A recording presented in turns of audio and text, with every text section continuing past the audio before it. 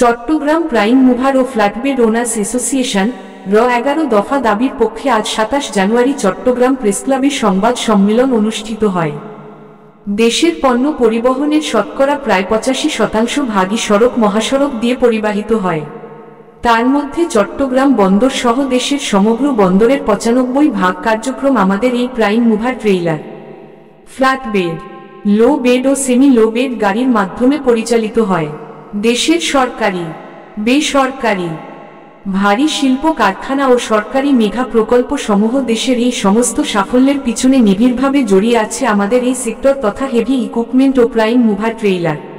Corona মহামারী, প্রাকৃতিক দুর্যোগ, রাজনৈতিক গোলযোগ প্রভৃতি অনাকাঙ্ক্ষিত পরিস্থিতির কারণে দেশের অনেক কিছু অচল ও নিষ্ক্রিয় হয়ে পড়লেও দিন রাত 24 ঘন্টা দেশের এ প্রান্ত থেকে ও প্রান্ত পর্যন্ত সচল ও সক্রিয় রাখে কেবল সড়ক মহাসড়কে পণ্য পরিবহন সহ এ কার্টোর। এমন পরিস্থিতিতে জীবনের চরম ঝুঁকি ও নানা প্রতিকূলতা উপেক্ষা করে পণ্য পরিবহন মালিক ও শ্রমিকরা পরম দায়িত্ববোধ থেকে দেশ, জনগণ ও সরকারের পাশে দাঁড়াতে কখনো দ্বিধা ও পিছপা হয়নি।